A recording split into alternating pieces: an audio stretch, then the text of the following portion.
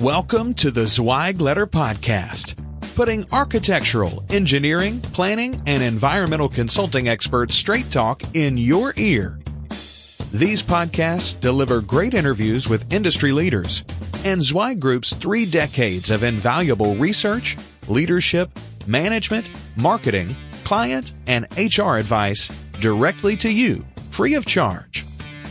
The Zweig Letter Podcasts let you develop personally and professionally, wherever you are.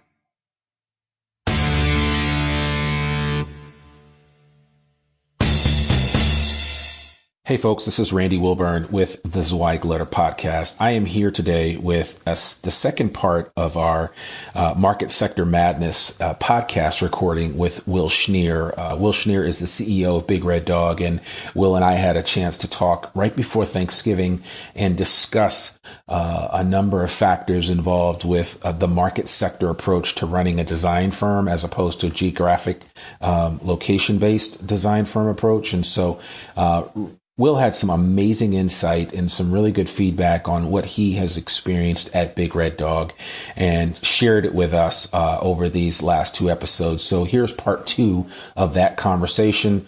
There are a lot of references to Turkey and to Thanksgiving because it was recorded right before Thanksgiving. So we hope you enjoy it, and we would love to get your thoughts on this. And without further ado, here is myself and Will Schnier for part 2 of Market Sector Madness. Well, you said a lot of really good points about something that I'm always telling other firms about with regard to their people. And, firms are always afraid to put people's names on their website for fear that somebody's going to take them. And I said, well, look, if people can get somebody's name off of a website and easily recruit them away, they were really never yours to begin with. And I think you guys are a true testament to that. And not that you put everybody's, name, rank, and serial number on the website, but you're not afraid to share, information about the folks that you have on your team. But, ultimately, if they're going to stay there, they're going to stay there no matter what anybody says to them or what anybody does. And I really like the fact that you guys do welcome people back with open arms, which you don't always find with peer firms in this industry that, they take the onus on themselves. If somebody leaves, then it's it's the scarlet letter. And all of a sudden that person is persona non grata in this organization. And, a lot of times people just, have to try out things for themselves. Yeah. To ultimately make a decision. And you guys allow people to do that and to come back. And certainly I really applaud you guys for doing that, because unfortunately some firms just don't operate that way. I think if more did, they would have people, ricochet back to them at some point in time in the near future. But, that just bodes well for you down the line as you grow, as you open up other offices and people understand the culture. I'd say all the time, the money's easy. When I recruit people, I always tell them, look, the money, let's just take the money off the table. Let's just say that's not the issue. The issue is culture. The issue is you waking up every morning and feeling good about what you're doing and willing to go to a place and give it 110, 120, 130% and really make a difference. That's ultimately what you want at the end of the day. And unfortunately, a lot of firms just aren't providing that type of environment. And that's really sad, especially with all of the great projects and great work that's out there in the design industry as a whole. You have a good piece of that where in your neck of the woods there and elsewhere, and other firms are doing things similar to what you guys are experiencing in the Texas marketplace and beyond. But I tell people that there's all kinds of tremendous opportunities out there. It's all how you set it up and serve it up to your people so that they understand the importance of their role, and they also understand the importance of developing a culture that has some sticking power. And you guys certainly have caught that.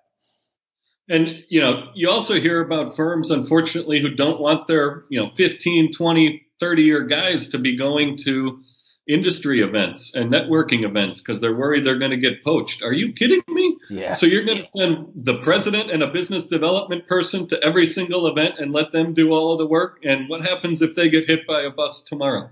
The math doesn't work. We, not only do we want our folks out at these events, we will pay for it.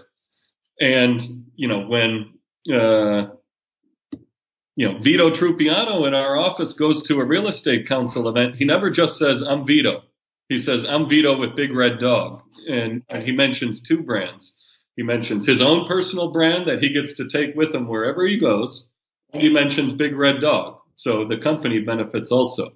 And this is an information age. The more people we have out in the marketplace finding out what deals are getting done, who's a good engineer where, what developers new in town, what things are coming down the pipe at the city that we can pursue and start getting in front of them on.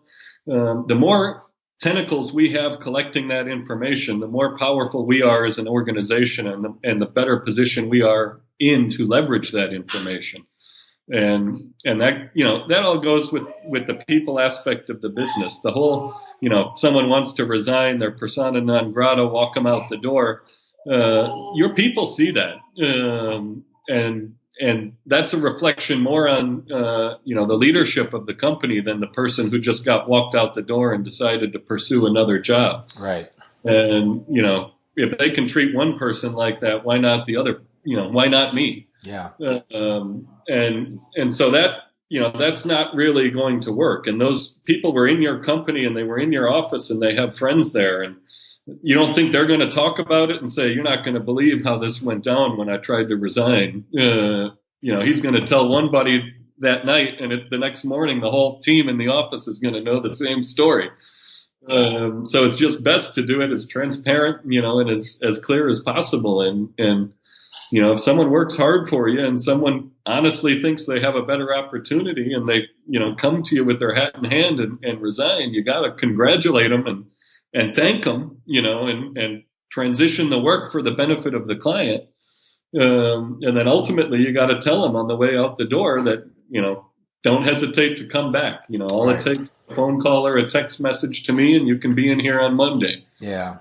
And that, I think that culture of radical transparency and treating people the right way, if that's not already standard operating procedure in the industry, it certainly is for, the best firms to work for on your list, those trifecta winners at the Zweig Awards, the LJAs of the world, the WGIs,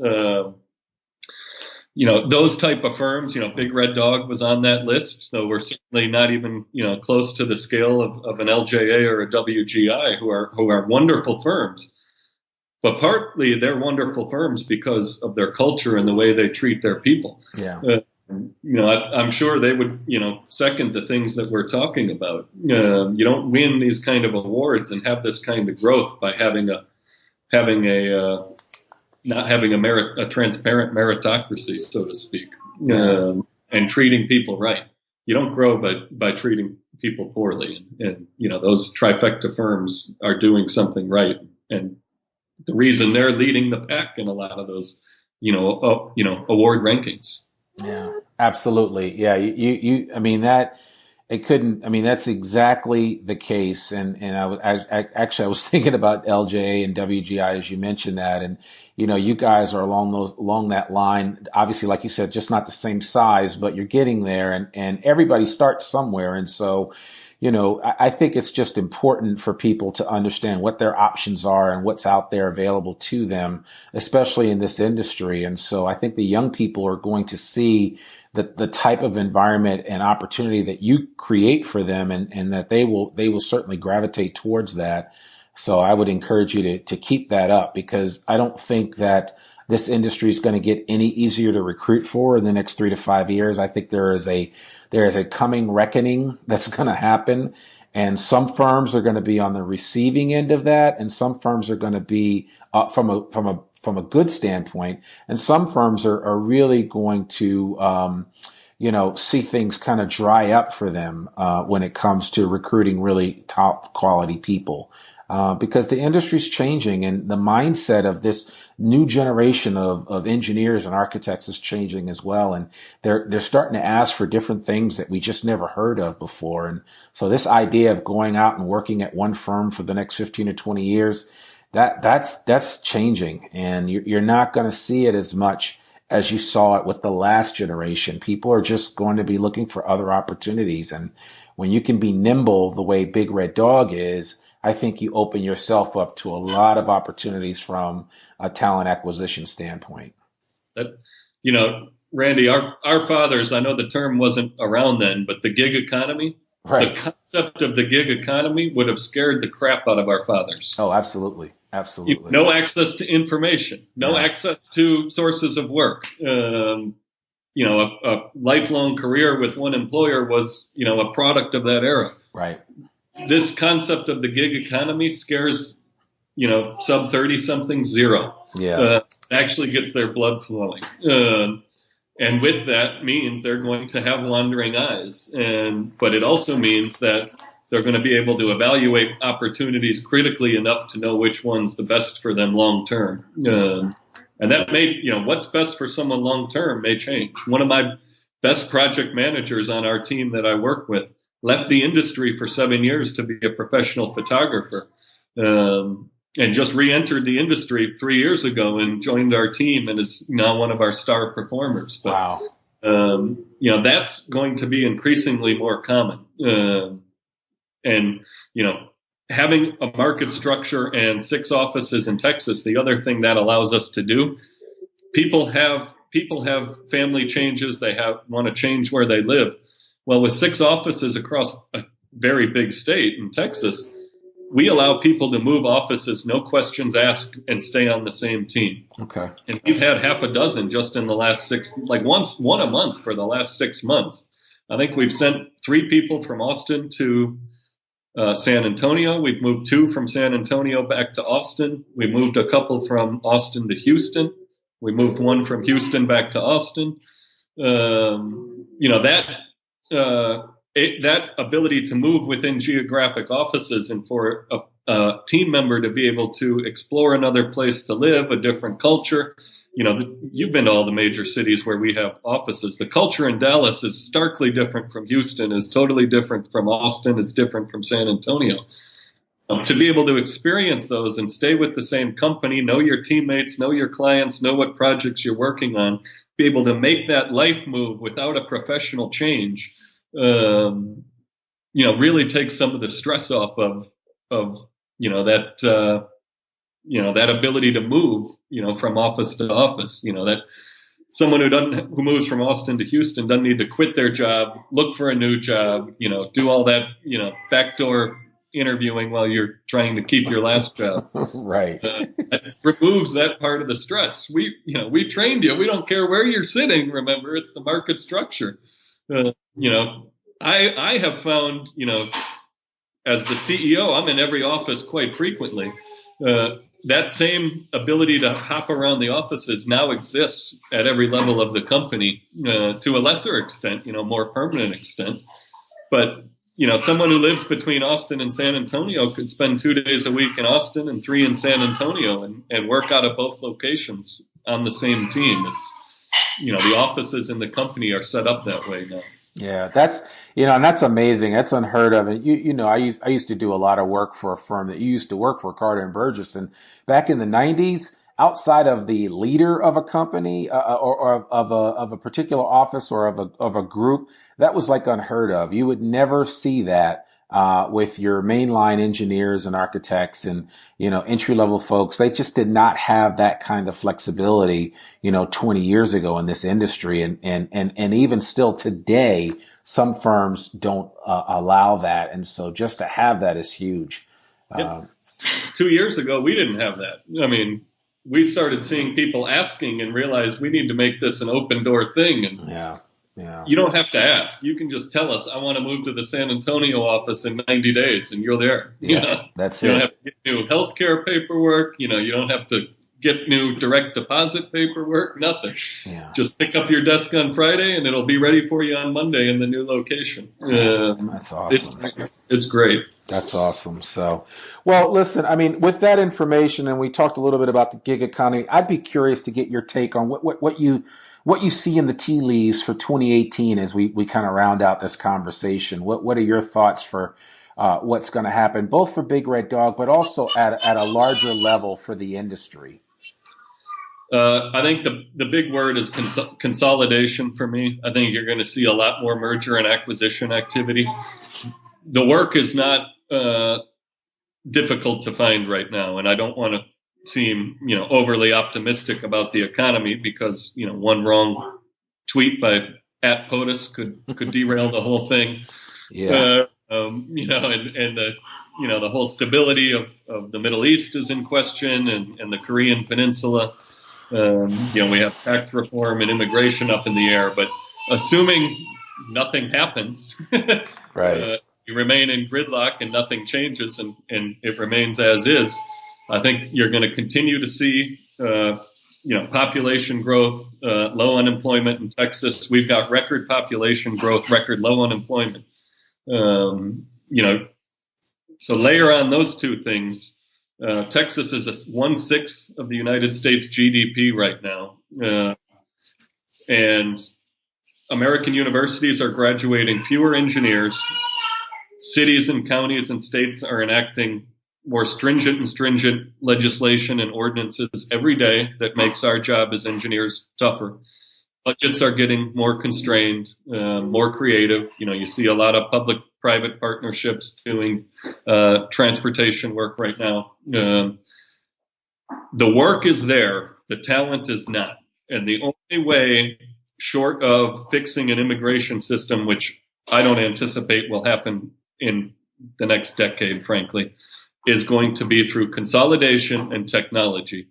Because the work has to get done. The highways have to get designed. The bridges have to get designed, all the way down to the subdivisions and the condo buildings and the apartment complexes.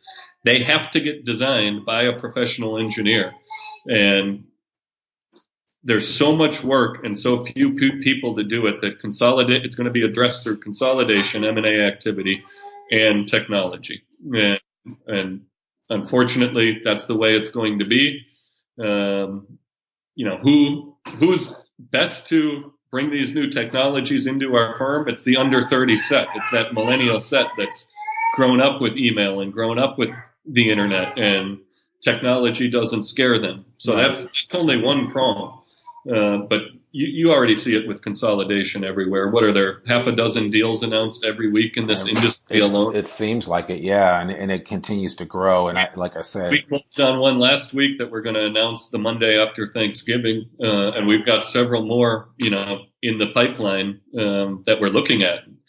That's not unique to Big Red Dog. We're a small player in the M&A game, hoping to get bigger. The 400 or 500, 700 person firms and up all have, a whole deal pipeline and a whole team looking for that deal pipeline.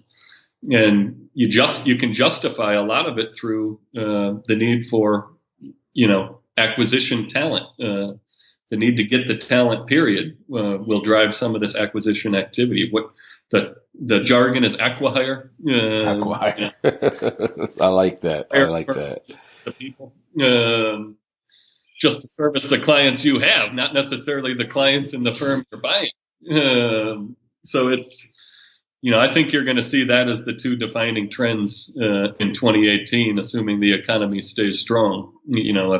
A catastrophic event in the economy could loosen up the labor market a lot. Yeah. And then winners and losers much more starkly than, big winners and slow deaths for the firms that aren't progressing. Right.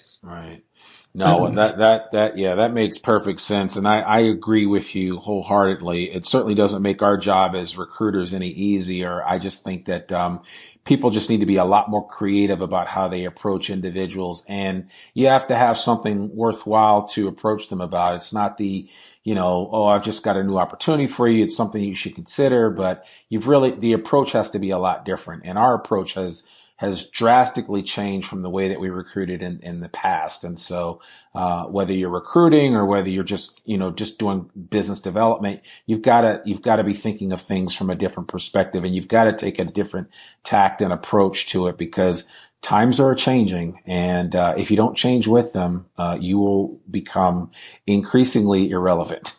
That's right. Yeah. There's a whole lot of truth to that.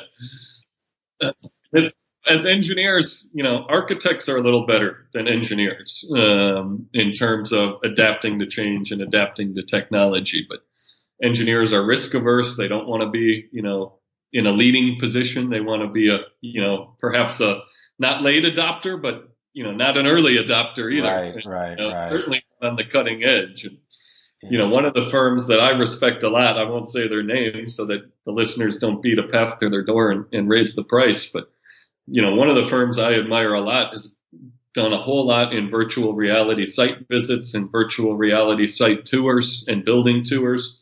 So if I'm sitting with a client in a conference room, I can take them immediately to the project site with the Oculus goggles and look at what we're talking about, not just look at some still photos or some cell phone camera video. And I think, if not 2018, that's going to be a full blown, that's going to be as important as Revit was, for MEP and structural engineers 3 years ago. That's going to be as important for civil engineers by 2020. That if you're not doing that, you're not getting the best deals in town because, that's one way technology will help the labor shortage. If I can, avoid multiple hours in the car going to a site, if I can virtually be at the site from my conference room, imagine how powerful that's going to be. That's going to be huge. That's going to be huge. From a marketing perspective, from a production perspective, you can have the structural engineer looking at the member in 2 seconds instead of waiting, 3 days for him to get out there. And you can have the mechanical engineer seeing the conflict in the field in real time, without the need to have a drawing or a picture or a site visit or have your construction guy go out there and try to diagnose it. It's, Balfour Beatty and some of the other big contractors are moving into that type of technology. And, you layer on top of the talent shortage, the P3 partnerships. If we want to get into public infrastructure in a big way, partnering with general contractors who take advantage of technology and make investments in technology that match the investments we're making, it's a way to support our contractor partners so they can do a better job, charge less, win more work, make better profit for their people. And we can do a better job supporting them as engineers and accomplish the same list of wants for us, namely a better project, better compensation for our people and everything else quicker, Yeah, absolutely.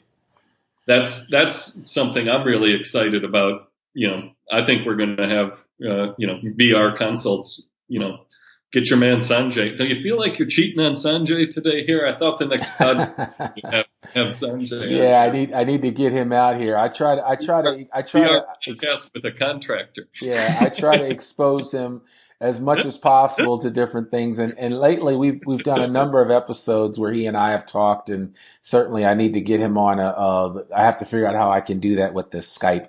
So that all of us can be participating at the same time. So I'm sure there's a way to do that. So, but man, Will, I really appreciate this. I know you're taking some time off to be with family this week for obvious reasons. So just the fact that you would take some time to be with us on the podcast and, just kind of share your insights and thoughts, not just on the market sector approach to running your firm, but just where you see things where you see things going in the design industry in the near future. I really appreciate you taking the time to do that, and I can't thank you enough.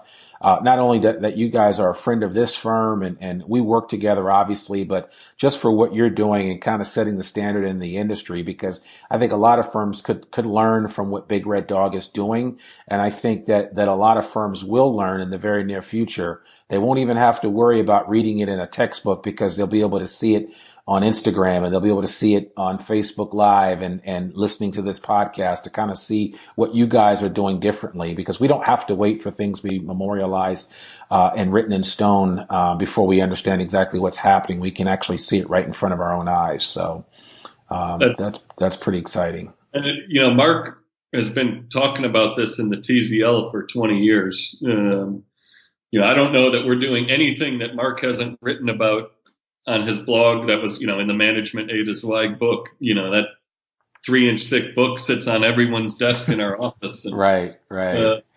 If you actually read every one of those posts and do 1% of them, you'll pass Big Red Dog because the advice is there. You just got to do it.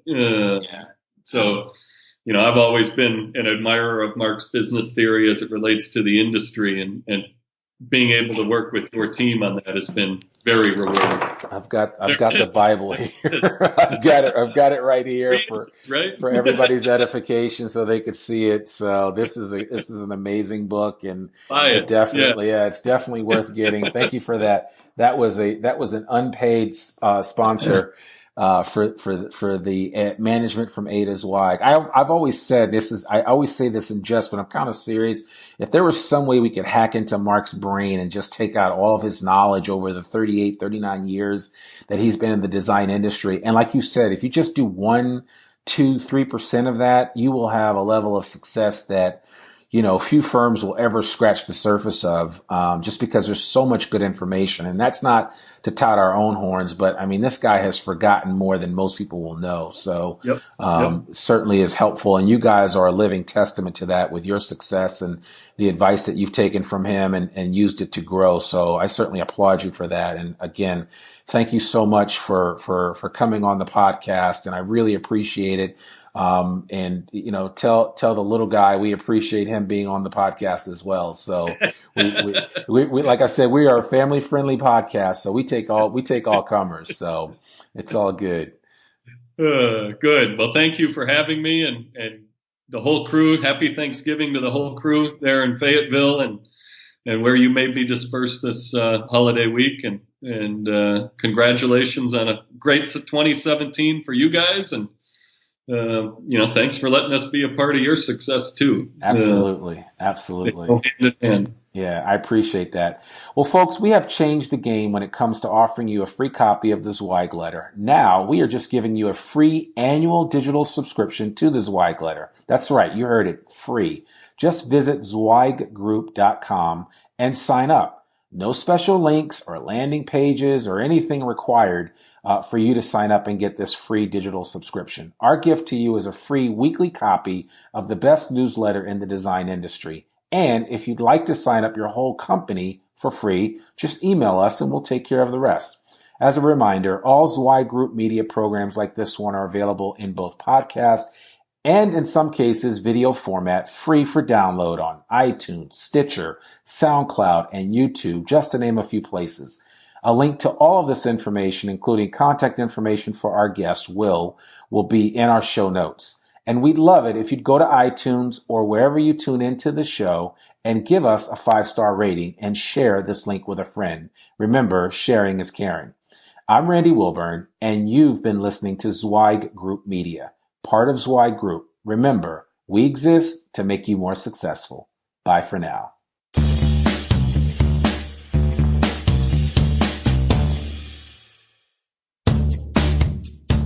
Thanks for tuning in to this Zweig Letter Podcast episode. If you want more wisdom and inspiration, in addition to information about M&A, strategic planning, HR, and marketing your firm, subscribe now to the digital version of the Zweig Letter free of charge. Just visit thezweigletter.com/subscribe and leave your email address. Your free subscription will begin immediately.